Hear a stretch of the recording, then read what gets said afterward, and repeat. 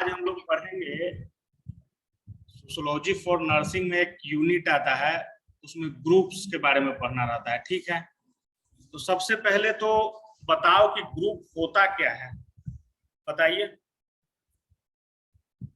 क्या होता है ग्रुप।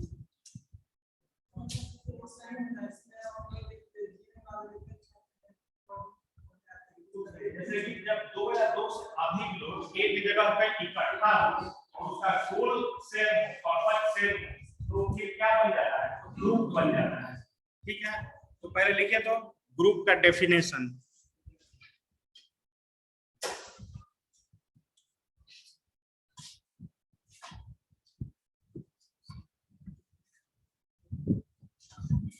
अब समझ लेना, सब नहीं समझ में आए तो सिर्फ लिखना नहीं है, पूछ लेना है, इतना तो क्लियर है।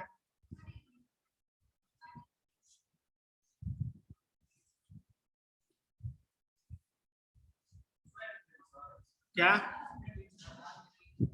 ये चौथा यूनिट है, चौथा फोर्थ है। फर्स्ट में तो सिर्फ डेफिनेशन वगैरह पढ़ना था, सेकेंड में सोसाइटी और कम्युनिटी पढ़ना था, एक पॉपुलेशन पढ़ा दिए। फोर्थ लिखिए, यूनिट के चक्कर में नहीं रहो तुम लोग, कॉन्सेप्ट के चक्कर में रहो। चलो लिखो डेफिनेशन ग्रुप का।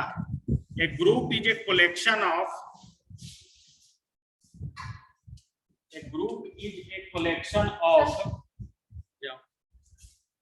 two or more people.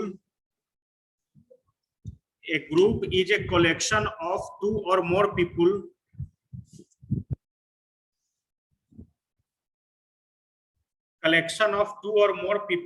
who work with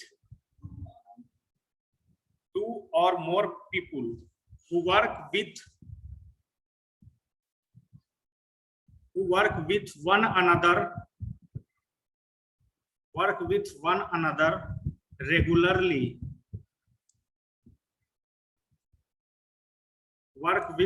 another regularly to achieve common goal or objective.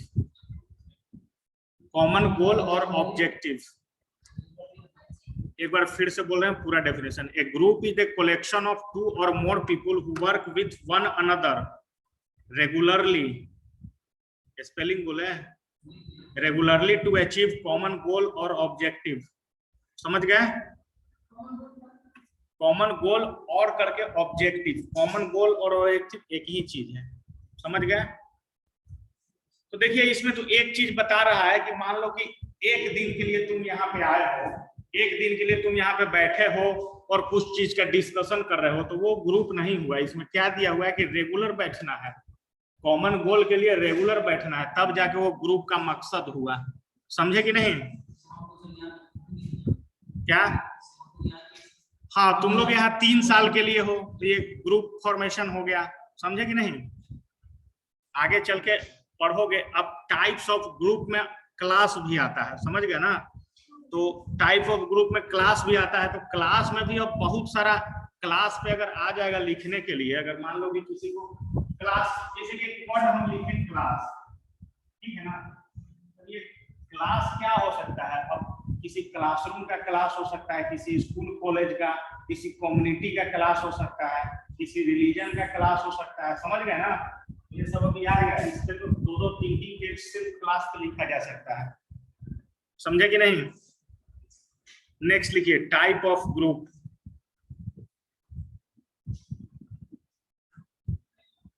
Group या क्लासिफिकेशन ऑफ ग्रुप।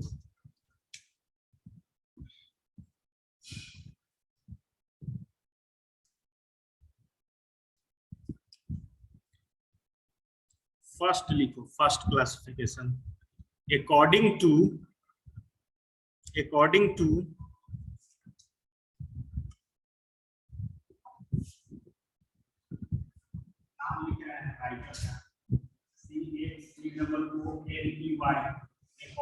CHQU।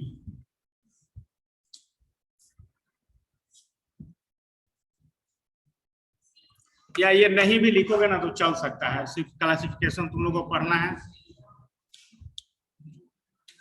कुले होता है COOLEY, अकॉर्डिंग टू CH कुले Group is divided into primary group and secondary group.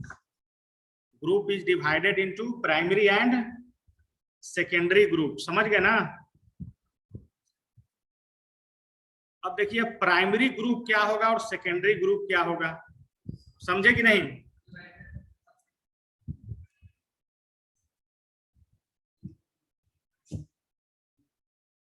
लिख लिए ना primary and secondary. अब तुम अगला टॉपिक दे दो, difference between primary and secondary group. ठीक है, क्वेश्चन तो इसी तरह आएगा, डिफरेंस ही बताना होगा, समझ गया ना? तो लिखिए तो difference between primary and secondary group क्या? हाँ हाँ अभी अभी difference between primary and secondary group. तो देखो सबसे पहले सुनो आराम से 2 मिनट अभी, ठीक है? जो प्राइमरी ग्रुप होगा वो कम लोगों से मिल के बना हुआ होगा, समझ गए ना? और जो सेकेंडरी ग्रुप होगा वो लार्ज अमाउंट में पीपल से मिल के बना होगा, ठीक है? तो अब यहां से बताइए कि अगर कोई 5 आदमी होता है ना किसी चीज का, जैसे कि इसी का स्ट्रेंथ है, इस क्लासरूम का क्या है, स्ट्रेंथ है, यहाँ 5 लोग भी बैठ सकते हैं, 50 लोग भी और 500 लोग भी। तो मान लो कि 5 और 50 तो एडजस्ट कर जाएगा, लेकिन 500 एडजस्ट कर पाएगा? मान लो कि इस क्लासरूम में 500 का करने लगेंगे तो एडजस्ट हो पाएगा? क्या क्या दिक्कत हो सकता है बताइए? तो अगर 500 लोगों को यहाँ बैठाया जाए तो मतलब सीटिंग अरेंजमेंट में प्रॉब्लम हो सकता है, टीचर को पढ़ाने में हो सकता है प्रॉब्लम, आवाज ज्यादा आएगा तो हो सकता है कि आवाज पहुंचे ही नहीं, गर्मी ज्यादा लगने लगे, बहुत सारा चीज हो सकता है। तो इसका मतलब क्या होता है कि ए स्मॉल ग्रुप होता है, जो जैसे कि दोस्ती तुम्हारा 4 लोग से है तो ज्यादा दिन तक चलेगा, लेकिन 500 लोग से दोस्ती है तो हो सकता है कि एक भी दिन किसी से नहीं मिलते होंगे, है ना? 500 दोस्त कैसे मिला जा सकता है रोज रोज, समझे कि नहीं? तो जो स्मॉल ग्रुप होगा वो परमानेंट होगा, और जो लार्ज ग्रुप होगा वो टेम्पररी होगा, वो कुछ पीरियड के लिए। मोदी जी का रैली हुआ तो वहां गए, थोड़ा सा दोस्ती हो गया। अभी हैदराबाद में था ना, अभी बीजेपी का अभी कार्य समिति का बैठक था, तो लोग 5-5 दिन के लिए वहां गए हुए थे, तो क्या हो गया, सेकेंडरी ग्रुप हो गया, समझ गए कि नहीं? ग्रुप में आगे चल के पढ़ोगे कि पॉलिटिकल ग्रुप भी होता है, बीजेपी, कांग्रेस, राजद, जेडीयू, समझ गए ना? तो पॉलिटिकल ग्रुप जैसे कि देखो, लेकिन अभी हम लोग चर्चा कर रहे हैं सेकेंडरी ग्रुप का और प्राइमरी ग्रुप का, तो धीरे धीरे अब समझ में आ रहा होगा प्राइमरी और सेकेंडरी में डिफरेंस।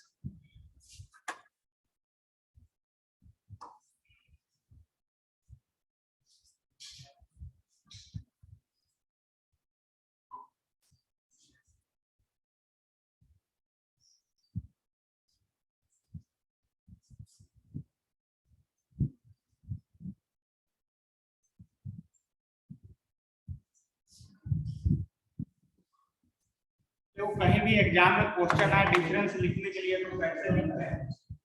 जैसे यहाँ प्राइमरी लिख लोगे, समझ गए ना? इधर क्या लिख लोगे?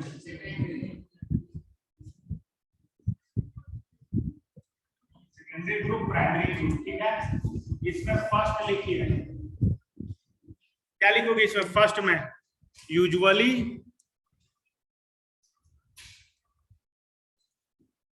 usually formed by a small number of people।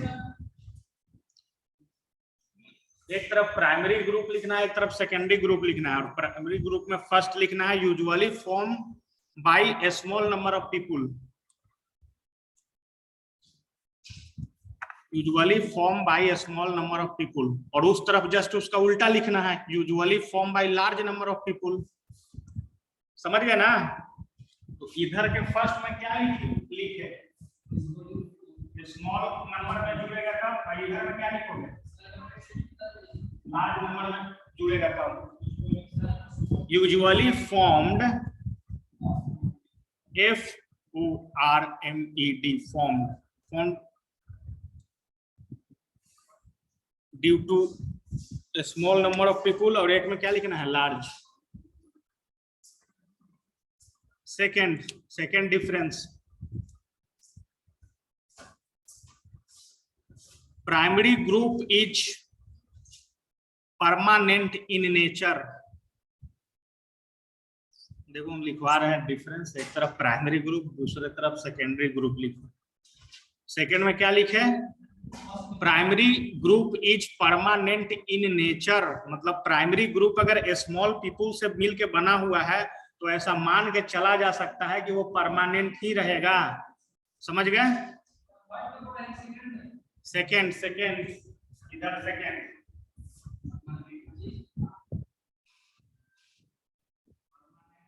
इधर क्या लिखोगे? कंट्रोली।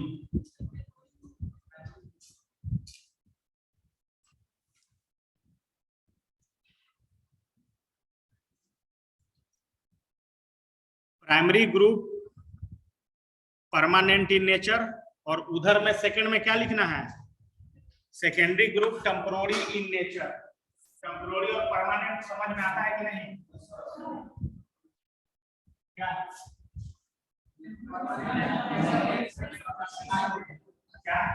क्या समझ गए ना? जैसे कि जॉब लगेगा तुम लोग का, जैसे कि डॉक्टर या नर्सिंग का काउंसिल होता है, समिति होता है, तो सब परमानेंट के लिए फॉर्म होता है।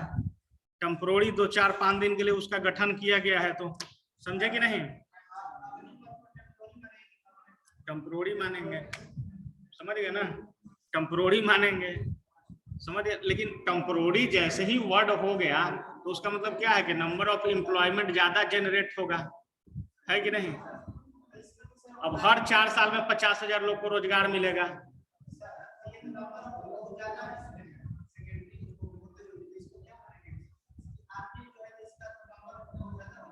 किसका?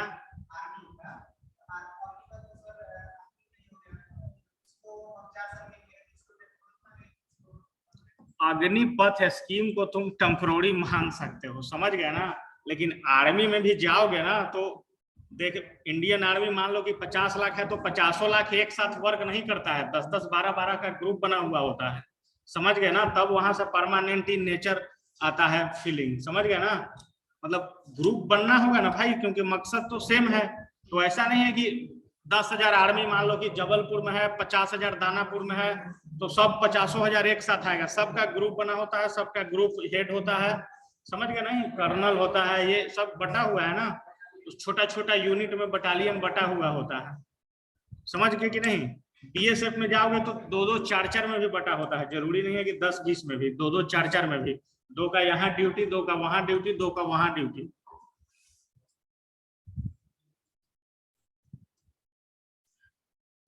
नेक्स्ट नेक्स्ट डिफरेंस लिखिए।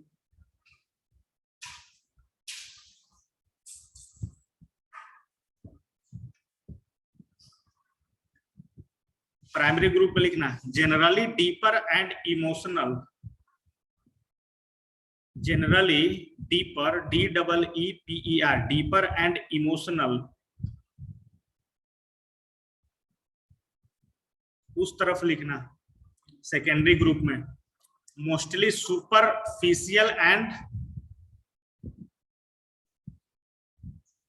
Superficial, FICIAL, super, SUPER, FICIAL, superficial and impersonal, IMPERSONAL।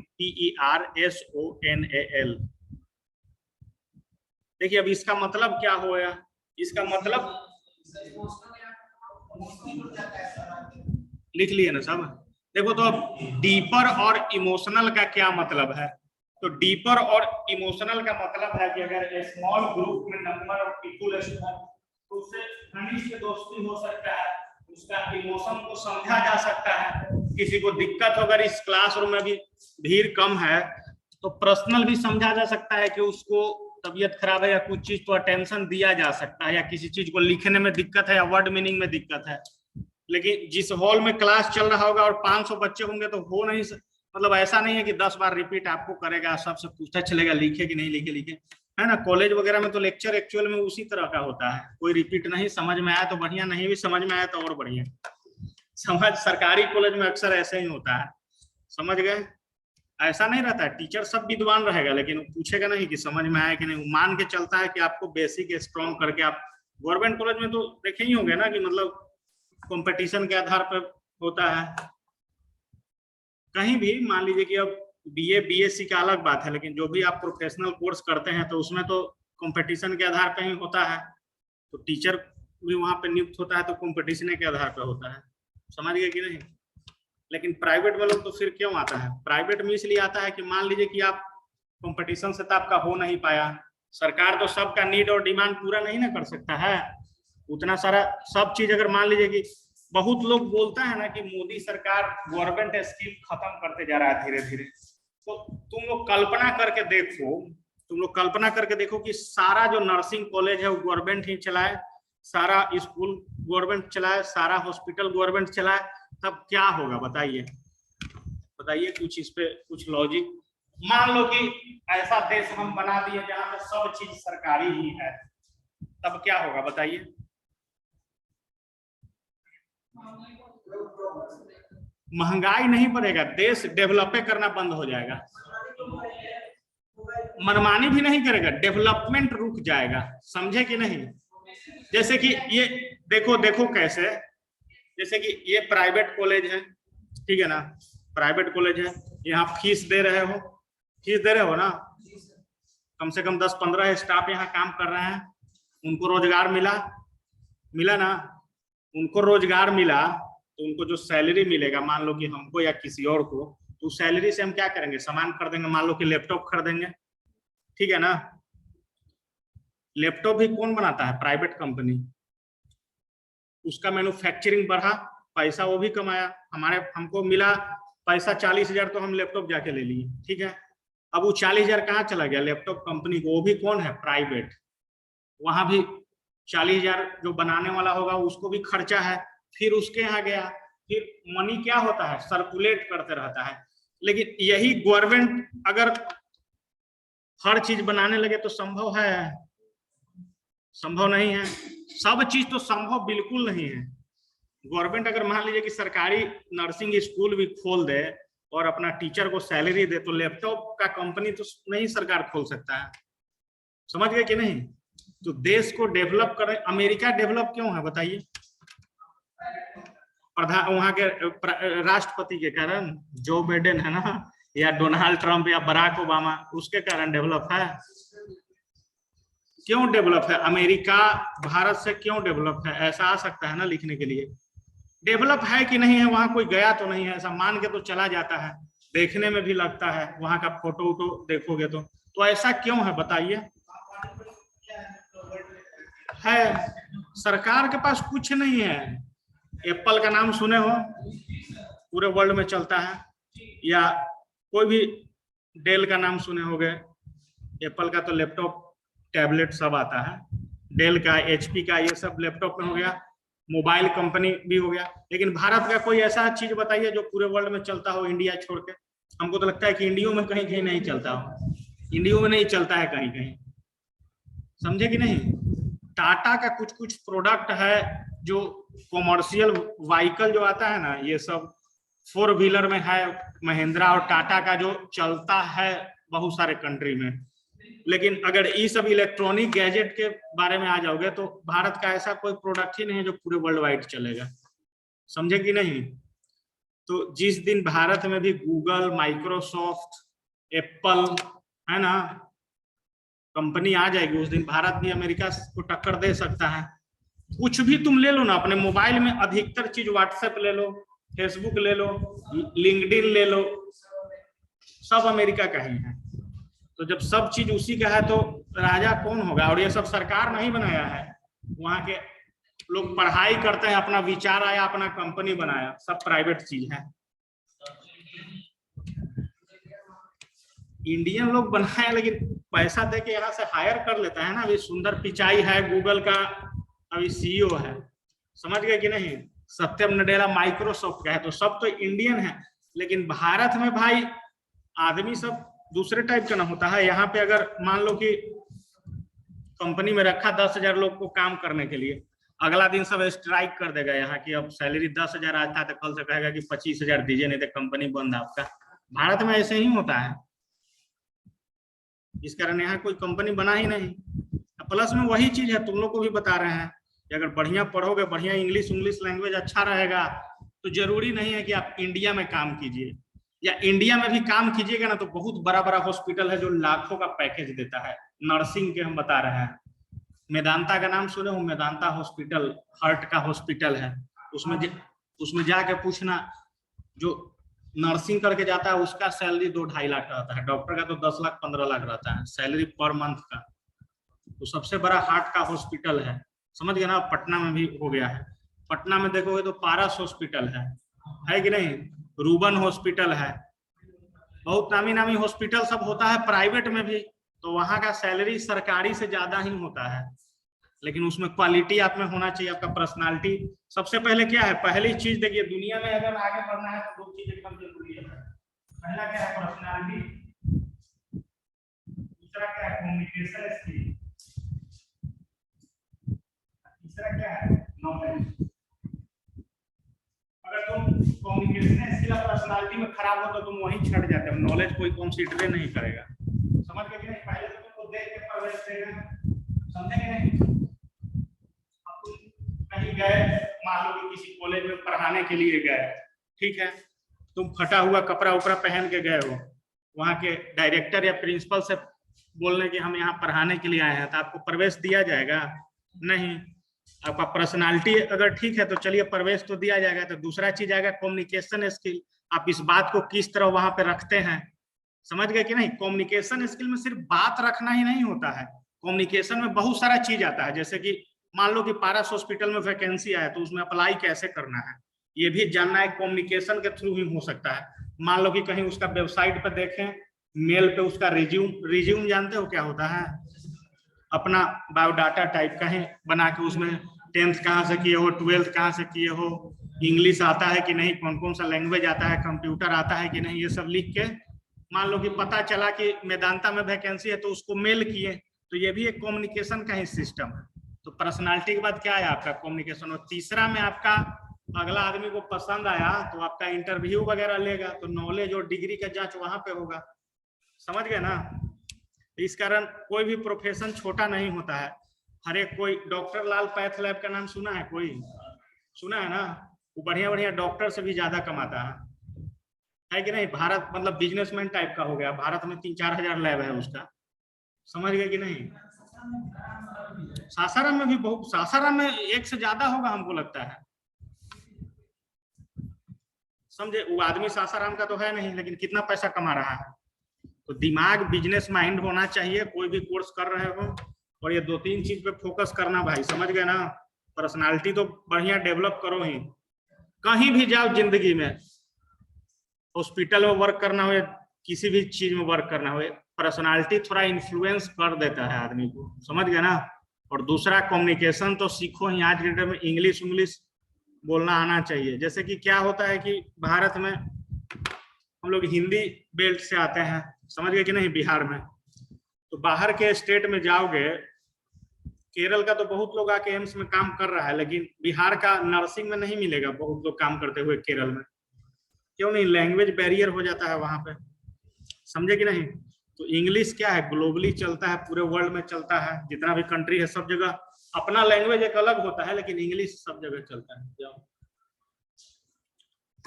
तो ये तीसरा डिफरेंस समझ में आ गया होगा। चौथा लिखिए,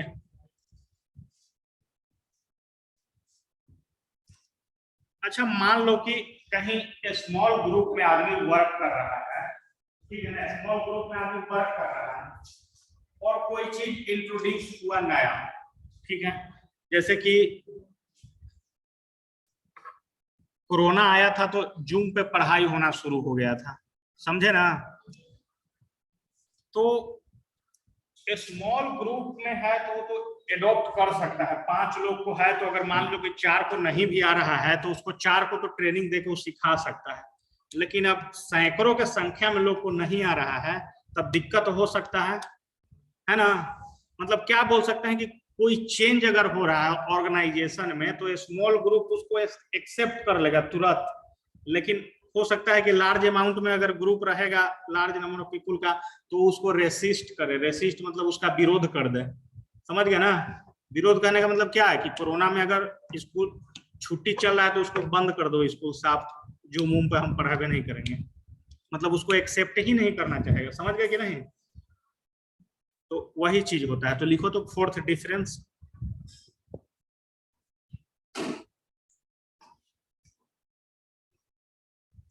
change accepted in small group.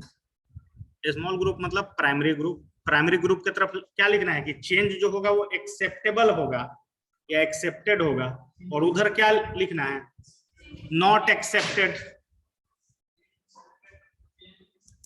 Accepted in small group, और उधर क्या लिखना है, change not accepted in large group.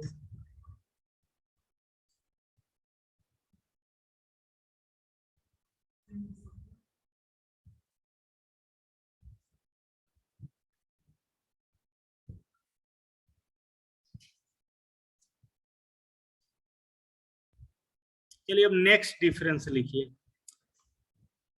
Difference next लिखो,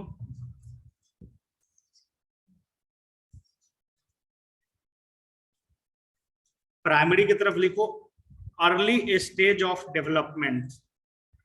early stage of development, early stage, कम से कम 5 डिफरेंस तो लिखना ही पड़ेगा एग्जाम में आएगा तो। Early stage of development,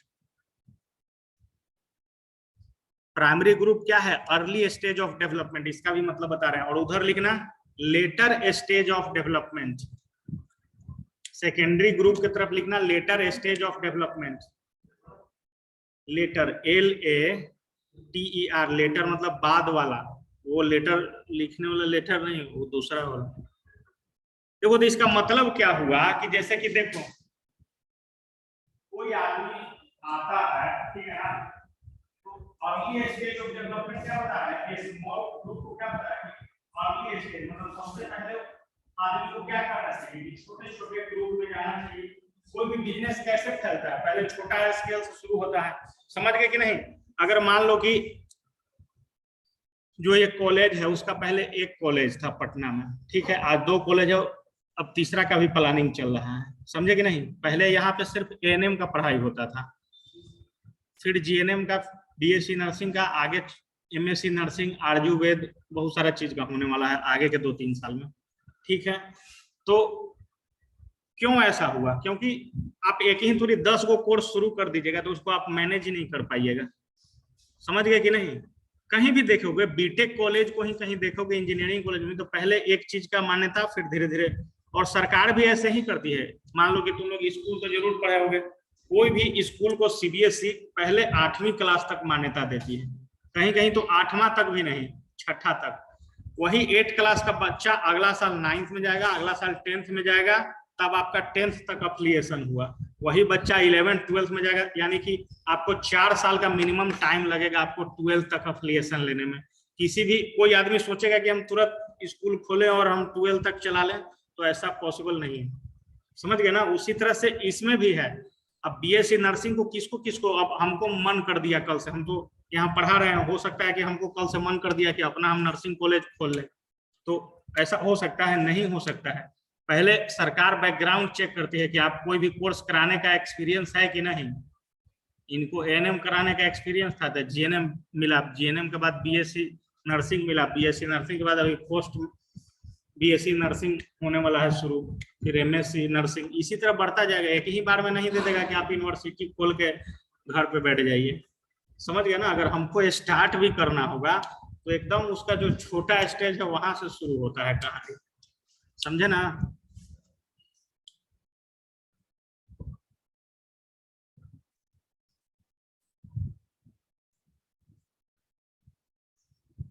next classification लिखो तो, इसमें तो हो गया प्राइमरी ग्रुप और सेकेंडरी ग्रुप। सेकेंड क्लासिफिकेशन लिखिए।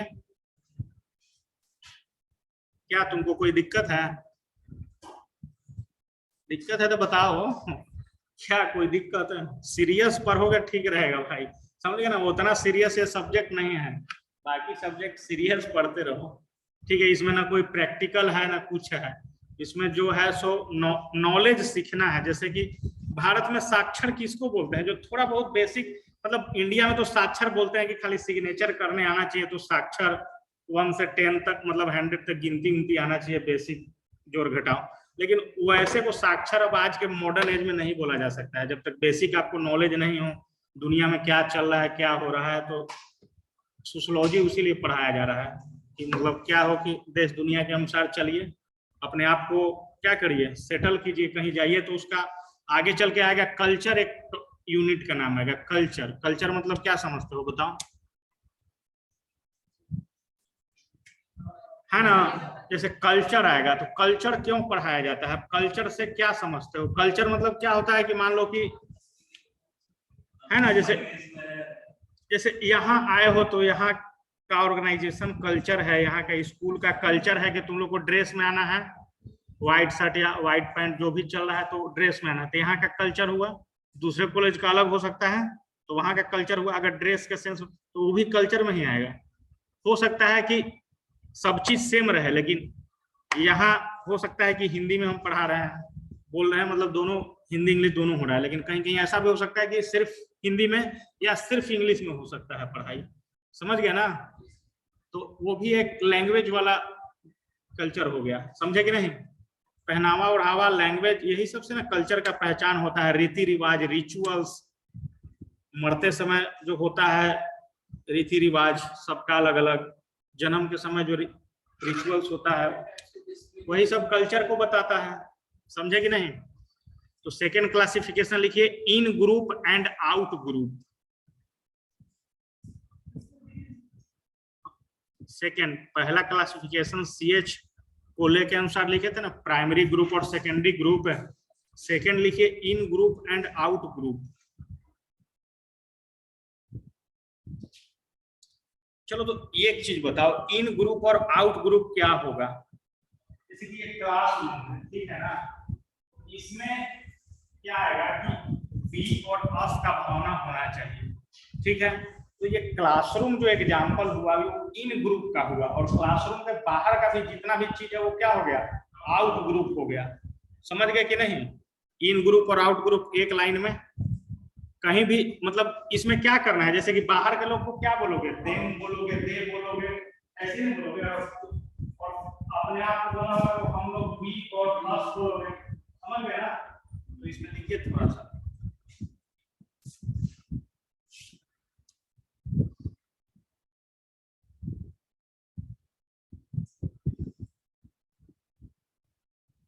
प्राइमरी एंड प्राइमरी सेकेंडरी वाला तो लिखवा चुके हैं, ठीक है ना? उसमें थोड़ा सा और लिख सकते हो, थ्योरी भी। नहीं उसको काट दो, प्राइमरी पे बहुत डिस्कशन हो चुका है। इन और आउट वाला लिख रहे हैं ना।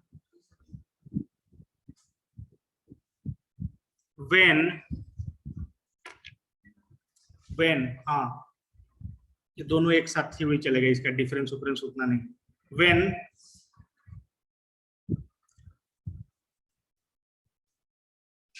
we work as a group, when we work as a group in organization,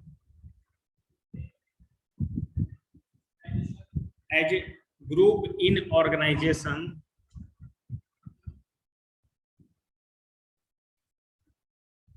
when the feeling of we and us, हाँ हाँ एकदम कंटिन्यू चलो। क्या लिखे? when the feeling of we and us produce in a group,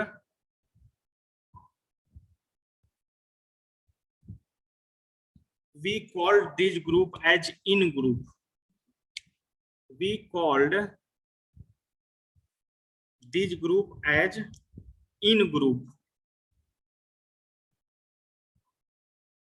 In group. And when feeling of they or them, feeling of they or them produce, they and them produce, then we called out group. अब कोई लिखा है तो बोल दो, लिखा हुआ नहीं है, हम अपने मन से बोल रहे हैं ये सब। समझ गया ना? इस कारण उतना पहले से पूछोगे तो गड़बड़ा जाएगा। लास्ट वाला लाइन बोले, and when the feeling of they or them produce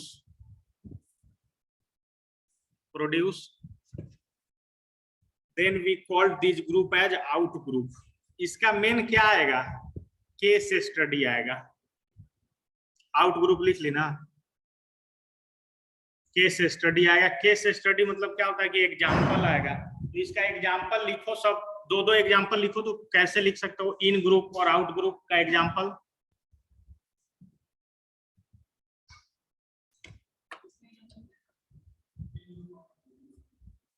example लिखिए इन ग्रुप और आउट ग्रुप का अपने मन से। देखो अब एग्जाम में क्वेश्चन आएगा तो अपने मन से बहुत सारा चीज बना सकते हो ना, कि जैसे कि हॉस्पिटल के, हम इस हॉस्पिटल के स्टाफ हैं तो इन ग्रुप के अंदर है, और दूसरे हॉस्पिटल के एग्जाम्पल देके क्या बोल सकते, या हॉस्पिटल से जो भी बाहर का आदमी आ रहा है वो सब क्या होगा, आउट ग्रुप का होगा। समझे कि नहीं? अब ऐसा नहीं ना कि जो पेशेंट आया है वो भी तुम्हारे ही ग्रुप का हो जाएगा, या नर्सिंग जो किए हुए रहेगा वो नर्सिंग वाले ग्रुप का रहेगा, डॉक्टर का अलग रहेगा, पैथोलॉजी का अलग रहेगा, फार्मोलॉजी का अलग ग्रुप रहेगा। समझ गए ना? तो इसीलिए सब पढ़ाया जा रहा है कि इन ग्रुप क्या होता है, आउट ग्रुप क्या होता है। तो ग्रुप अगर इन ग्रुप में आ रहे हैं तो उसमें क्या होना चाहिए, वी का भावना होना चाहिए। समझ गए कि नहीं? अब एक चीज बताइए कि ग्रुप तो बन गया, ठीक है, क्लासिफिकेशन लिख ले, और बहुत सारा क्लासिफिकेशन होता है। देखो अब लिखो, तो नेक्स्ट लाइन में लिखो, we also classify group on the basis of, we also, next line में लिखो, we also classify group on the basis of,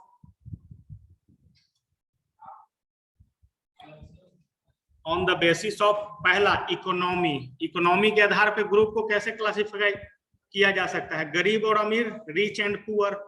economy में क्या लिख लेना है, इकोनॉमी के आधार पर क्या लिखेंगे ग्रुप को, रिच एंड पुअर। अब इसमें कहने का तो जरूरत नहीं है कि इसमें 5 लाइन हम रिच और पुअर का एक्सप्लेन करें कि किसको गरीब बोलेंगे, किसको अमीर बोलेंगे, सब अपने मन से लिख सकता है हर एक कोई। सेकेंड लिखो पॉलिटिकल आधार पे, पॉलिटिकल आधार पे 3-4 वो एग्जाम्पल लिख दो, बीजेपी, कांग्रेस, कुछ भी लिख दो, राजद जो जिसका समर्थक है उसका नाम लिख दो। समझे कि नहीं? तो ये क्या हो गया, वो भी तो ग्रुप ही है ना भाई, किसी का हो सकता है कि लार्ज ग्रुप हो या स्मॉल ग्रुप हो, उससे हमको मतलब नहीं है, लेकिन वो है क्या, ग्रुप है ना, पॉलिटिकल ग्रुप है, कोई ऑर्गेनाइजेशन है, सब ग्रुप है। समझे कि नहीं? तीसरा लिखो कास्ट के आधार पे, कास्ट में लिख दीजिए 5 कास्ट का नाम, एग्जाम्पल लिखना है एक्चुअल में सबका। कास्ट के आधार पे भी ग्रुप का क्लासिफिकेशन हो सकता है कि नहीं? कोई ब्राह्मण है, कोई कुछ भी है, कास्ट का नाम तो ऐसे नहीं बोलना चाहिए किसी को। ये हो गया क्लास के आधार पे, क्लास अलग होता है और कास्ट अलग होता है, ये चीज जान लो। क्लास के आधार पे वही आएगा, भारत में वही चल रहा है, जनरल, ओबीसी, एससी, एसटी, ये सब। समझ गए ना? वो भी है। तीसरा अगला क्या लिखते हो, रिलीजन के आधार पे। रिलीजन भी तो एक प्रकार के ग्रुप बन गया, हिंदू का अलग, बौद्ध का अलग, मुस्लिम का अलग, क्रिश्चियन का अलग, जैन का अलग। On the basis of religion लिखते जाओ ये सब तुम लोग। आतंकवादी का भी ग्रुप होता है, मॉब जिसको बोलते हैं, MOB। मॉब लिंचिंग का नाम सुने हो? मॉब लिंचिंग क्या होता है? मॉब लिंचिंग मतलब कोई चोरी करके भाग रहा है, उसको पूरा भीड़ मिल के पीट दिया, समझ गए ना, मार दिया उसको, तो मॉब लिंचिंग बोलते हैं उसको। हाँ, तो वो सब MOB मॉब, और लिंचिंग LINCHING लिंचिंग।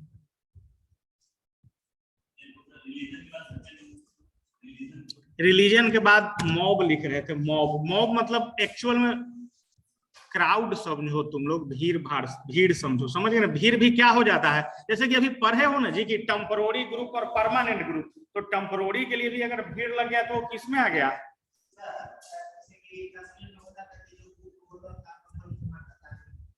हाँ एकदम बोल सकते हैं। उसका अपना, उसका मकसद क्या है, 50 मील के पत्थर मार रहा है तो सबका मकसद तो पत्थरे मारना है, तो उसका अलग ग्रुप है। आर्मी का मकसद है उसको ठोकना, तो उसका अलग ग्रुप है। समझे कि नहीं? चलिए अब कैरेक्टरिस्टिक ऑफ ग्रुप लिखें। विशेषता क्या होगा अगर ग्रुप में आदमी रह रहा है तो क्या क्या चीज हो सकता है, इस पे सोचो पहले, इसको लिखना नहीं है, इस होमवर्क में रहेगा। तो बढ़िया चीज भी हो सकता है और खराब चीज भी हो सकता है। जैसे कि बढ़िया चीज होगा तो कॉपरेशन होगा। कॉपरेशन कहने का मतलब क्या है कि आदमी साथ मिल के काम करेगा, एक दूसरे के सुख दुख में सहयोग देगा। समझ गए कि नहीं? मान लो कि किसी का एग्जामिनेशन फॉर्म भराने का है, उसके पास पैसा घट रहा है 100 रुपया, तो उसका दोस्त कोई मदद कर दिया अगर, लेकिन ऐसा नहीं है कि दूसरे कॉलेज का तुमको मदद करेगा। अगर दूसरे कॉलेज भी का भी होगा तो वो तुम्हारा कहीं ना कहीं दोस्त होगा तभी मदद कर सकता है। समझे कि नहीं? तो पहला क्या हो गया? कॉपरेशन हो गया। इसका जस्ट उल्टा क्या हो गया? कॉन्फ्लिक्ट, लड़ाई झगड़ा हो गया। देखते होगे क्लास में भी लड़ाई झगड़ा हो जाता है ना। दो लड़की के बीच में हो सकता है, दो लड़का के बीच में हो सकता है, 5-5 का ग्रुप में बट के हो सकता है, होता है ना ऐसा। तो कॉपरेशन हो सकता है, कॉन्फ्लिक्ट हो सकता है, कंपटीशन हो सकता है कि हमको टॉप करना है इस क्लास में। तो ये सब क्या है? ग्रुप का, और ये सब हर एक ग्रुप में देखने के लिए मिलेगा। कॉपरेशन का भावना, कॉन्फ्लिक्ट का भावना, कंपटीशन है कि नहीं? कंपटीशन है कि नहीं? आर्मी में भी जाओगे ना तो हर एक को कंपटीशन, मतलब जैसे कि 10 गो सैनिक है काम कर रहा है तो उसको भी तो प्रमोशन लेके आगे बढ़ना है। आर्मी चीफ तक पहुंचने का सपना रहता है किसी किसी का, तो वहां कंपटीशन वहां भी है, कॉपरेशन भी है। कभी कभी न्यूज सुनते हुए कि अपना साथी के 4 गोली मार दिया गरमा के, तो वहां कॉन्फ्लिक्ट भी है। समझ गए कि नहीं? तो ये सब आपको देखने में मिलेगा। और दूसरा क्या है? एकोमोडेशन। ग्रुप में है तो साथ में मिलकर रह भी रहा है, एकोमोडेशन इसी को बोलते हैं। जो हॉस्टल में यहाँ लोग रहता है ना, इसी चीज को एकोमोडेशन बोलते हैं। तो ये भी एक ग्रुप का कैरेक्टरिस्टिक ही है कि साथ में रहना, खाना, ये एकोमोडेशन हो रहा है। ग्रुप में कोई आदमी साथ में भी रह सकता है, कोई आइसोलेट भी कर सकते हैं किसी को ग्रुप से। तो ये सब हो गया कैरेक्टरिस्टिक ऑफ ग्रुप। समझ गए ना?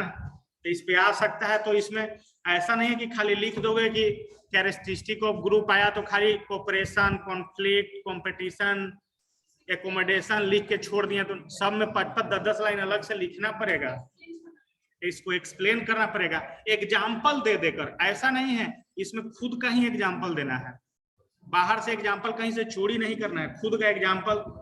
लेकिन आपको टॉपिक पता रहेगा लिखने का, छोटा छोटा हिंट, तबे आप अंदर का चीज लिख सकती हो। समझे कि नहीं? तो हम लोग आज क्या क्या पढ़े हैं बताइए?